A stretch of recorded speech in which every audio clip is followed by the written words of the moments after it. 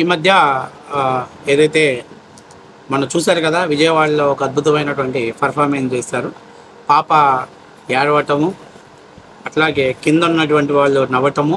సరే, జగన్మోహన్ రెడ్డి దగ్గరికి తీసుకోగానే పాప ఒక్క దెబ్బగా ఏడు పాపేసి నవ్వుతూ సెల్ఫీ ఇవ్వటము, అప్పట్లో సెల్ ప్రత్యక్షం అవ్వటం, మళ్ళీ వెళ్ళిపోయేటప్పుడు అని ఒక ప్లేయింగ్ కిస్ ఇవ్వటం, ఇవన్నీ కూడా మనం చూసాం. తర్వాత అంతవరకు ఎపిసోడ్ అయితే ఓకే, ఎవరైనా సహజంగా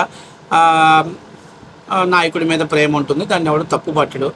ఇంకా వాళ్ళ తల్లిదండ్రులకు ఉన్నటువంటి ప్రేమ వల్ల వాళ్ళకు కూడా ఆమె మీద లేకపోతే నాయకుడి మీద ప్రేమ ఉంటుంది, ఎవడో తప్పు పట్టడు. ఎందుకంటే స్వతహాగా టీడీపీ వాళ్ళు వాళ్ళ ఇళ్ళలో వాళ్ళ అమ్మా నాన్నలు ఉన్న విధానాన్ని బట్టి వాళ్ళకి టీడీపీ చంద్రబాబు నాయుడు అంటే, లోకేష్ అంటే అమితమైన ప్రేమ ఉంటుంది.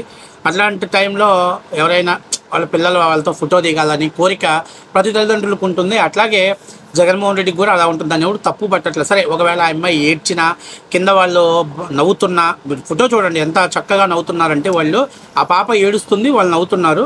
సరే, ఏది ఏమైనా ఆ పాప ఒత్తిడిలో ఏడుస్తుందేమో, కింద పాపం మరి వాళ్ళు ఎందుకు నవ్వుతారు నాకైతే అర్థం కాలేదు. సరే, ఏది ఏమైనా తీసుకున్నారు, బాగానే ఉంది, సెల్ఫీ తీసుకొని దిగారు, అంతవరకు వెరీ గుడ్. మేము దాన్ని ఎక్కడా కూడా ఎవ్వరం కూడా వ్యతిరేకించట్లేదు.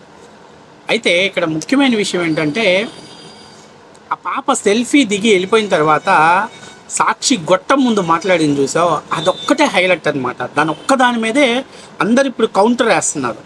అచ్చం సెల్ఫీ దిగి వెళ్ళిపోయి ఉంటే బాగుండేది, కానీ పాప గొట్టం ముందు మాట్లాడింది చూసావు, అమ్మ వాళ్ళు రావట్లేదు, ఈ ప్రభుత్వం వచ్చిన తర్వాత ఏం చెయ్యాలి అర్థం కావట్లేదు, అది అని చెప్పి ఆ ఒక్క పాయింట్ని అందరూ అండర్లైన్ చేసుకున్నారు. ఎందుకంటే ప్రభుత్వం వచ్చి 7 నెలలు అయింది, 7 నెలల్లో ఈ అమ్మ వాళ్ళు రావట్లేదనేది ఎప్పుడైతే ఆ అమ్మ చెప్పిందో దాన్ని ఒక్కదాన్ని అండర్లైన్ చేసుకున్నారు.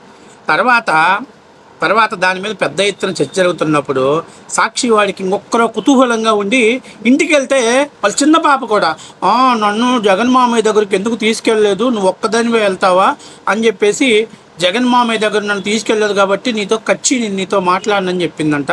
అది కూడా మన సాక్షిలో బ్రహ్మాండంగా వేశారనమాట. ఎందుకంటే మామయ్య దగ్గర చూపించడానికి తీసుకెళ్ళలేదని అక్క మీద అలిగిన మోనికారెడ్డి, దేవికారెడ్డి మీద అలిగిన మొయితారెడ్డి అని ఏదో ఒకటి హెడ్లైన్స్ పెట్టారు. సరే, ఏదో వాళ్ళ కింద మీద పడుతున్నారు, ప్రతిపక్షంలో ఉన్నప్పుడు ఈ స్టెంట్లు వేయటంలో ఎక్కడ మనం తప్పు పట్టట్లా.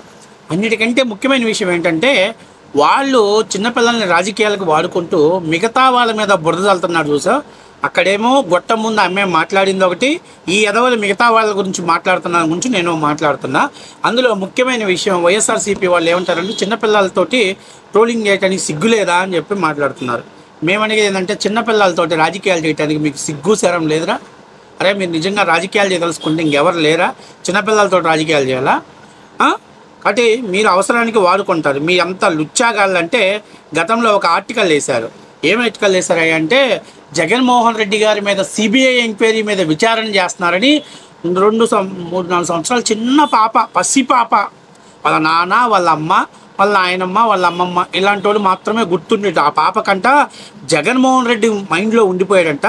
జగన్మోహన్ రెడ్డి మీద సిబిఐ ఎంక్వైరీలు జరుగుతుందని పాపం దీక్షతోటి అన్నం తింటాం మానేసిందంట. ఇట్లాంటి లుచ్చా వార్తలు వేసి మిమ్మల్ని చెప్పుతో కొట్టిన పాపం ఉందరా?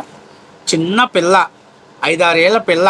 ఆ పాపకి తల్లి ఎవరో, తండ్రి ఎవరో, చిన్న ఆయన ఎవరో, పెద్ద ఆయన ఎవరో వాళ్ళ అమ్మ చెప్తే తప్ప నుంచి ఆ పిల్లకి తెలియదు.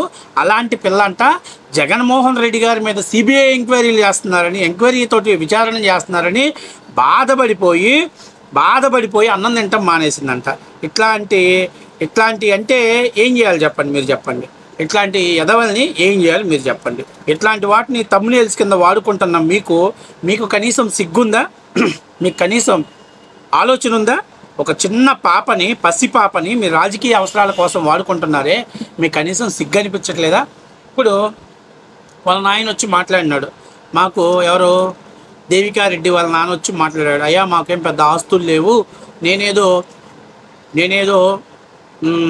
పలానా జ్యువెలరీ షాప్ సంస్థలో పనిచేస్తున్నాను, వాళ్ళమ్మ పలానా దాంట్లో స్కూల్లో ఏదో పార్ట్ టైం జాబ్ చేస్తుంది, మేము ఉండే ఇల్లు 7,000 రూపాయలు రెంటు, తర్వాత మాకేం పెద్దగా ఆస్తులు లేవు, ఆ పెట్రోల్ బంకులు ఏమి లేవు అని చెప్పింది. అది కూడా చెప్తా. మళ్ళీ అతను కూడా చూడు, అతనేమో వాళ్ళ జగన్మోహన్ రెడ్డిని ప్రొటెక్షన్ చేస్తున్నాడు, ఇంకొక వైపు ఏమో మేము చాలా పేదవాళ్ళమని చెప్పే ప్రయత్నం చేస్తున్నాడు. మా పాపకి ఫీజు కట్టక 10 రోజుల నుంచి ఇంటి దగ్గరే ఖాళీగా ఉంది, ఏదో వాళ్ళ మామయ్య రామ్మ జగన్మోహన్ రెడ్డి మామయ్యని చూద్దామంటే మామయ్య మీద ప్రేమతోటి ఆ మామయ్య వెనకాల నడిచింది అని చెప్పి ఆయన పిట్టకథలు చెప్తున్నాడు. 7,000 రూపాయలు ఇంట్లో అద్దెలో ఉంటా అంటే 7,000 అంటే సంవత్సరానికి నీ లెక్క ప్రకారం వేసుకున్న దాదాపుగా 7,000 అంటే కరెంటు బిల్లు మెయింటెనెన్స్ అన్నీ వేసుకుంటే 9,000 అవుతుంది. అంటే దాదాపుగా సంవత్సరానికి 1,00,000 రూపాయలు ఇంటి అద్దెలో ఉంటా, 1,00,000 రూపాయలు ఇంటి అద్దెలో ఉంటా. తర్వాత 2 పిల్లల్ని రవీంద్ర భారతి పబ్లిక్ స్కూల్లో చదివిస్తా పాపని. మేము ఏదో చాలా కష్టాలు పడుతున్నాం. నువ్వు కష్టపడిన పిల్లల్ని చదివించుకున్నందుకు మేమేం అనట్లేదు, దాని గురించి అసలు అనట్లేదు. నువ్వు ఎక్కడ జాబ్ చేస్తున్నావు నీ దాని గురించి కూడా ఎవ్వరు అసలు మాట్లాడట్లా. ఇక్కడ ఒక చిన్న విషయం ఏంటంటే వాళ్ళు పనికి మాలినోళ్ళు, వాళ్ళ అవసరాల కోసం ఎవరి జీవితాలైనా నాశనం చేస్తారు. అలాంటి ఉచ్చులో మీరు దిగి ఇంకా దాంట్లోంచి బయటికి రాక మా పాప ఏదో పొరపాటున అనింది, రాజకీయాలు మాకేం సంబంధం అని చెప్పాల్సింది. మాకు గతంలో కూడా అమ్మఒడి రాలేదు. ఎందుకంటే గతంలో మీకు అమ్మఒడి వచ్చిందా? రవీంద్ర భారతి పబ్లిక్ స్కూల్ చదువుకుని మీకు అమ్మఒడి ఇచ్చారా గతంలో? ఆ డబ్బులతోటి మీ పిల్లల్ని చదివించారా? ఈ అంశం మీద మీరు మాట్లాడాలి, ఈ అంశం మీద మీరు క్లారిటీ ఇవ్వాలి.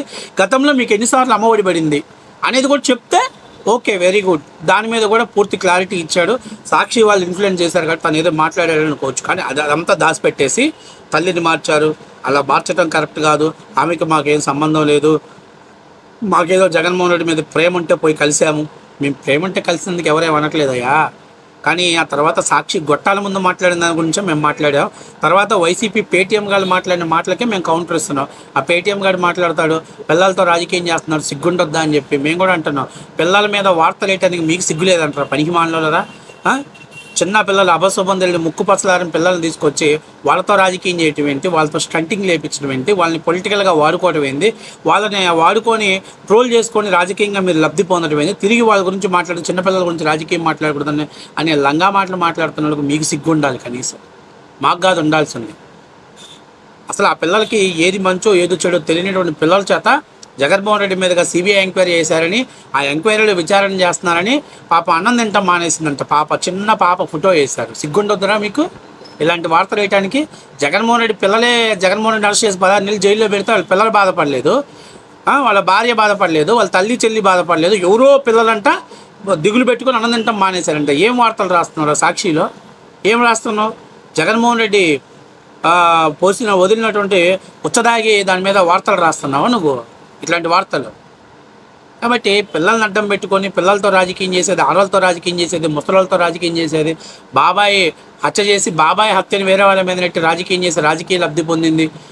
చెల్లిని తల్లిని బయటికి నెట్టేసి చిన్న ఆయన కూతుర్ని బయటికి దోసేసి వాళ్ళ మీద వాళ్ళ బాబాయ్ మీద క్యారెక్టర్ని అసెస్ చేస్తూ మీ సాక్షిల పేపర్లో కథనాలు రాసుకునేది, లేకపోతే సొంత తల్లి చెల్లి మీద సోషల్ మీడియాలో ట్రోల్ చేయించుకునేది, చిన్న ఆయన కూతురికి మీద ఆస్తి కోసం ఆ మర్డర్ చేయించిందని సోషల్ మీడియాలో పోస్టులు పెట్టించేది, లేకపోతే మా బాబాయ్కి అక్రమ సంబంధం ఉందని చెప్పి సోషల్ మీడియాలో పోస్టులు పెట్టించుకుని ఇట్లాంటి లుచ్చా పనులు చేసేది ఎవడో రాష్ట్ర ప్రజలందరికీ తెలుసు. ముందు మీరు మారి తర్వాత ఎదుటోళ్ళ గురించి మాట్లాడండి, బాగుంటుంది.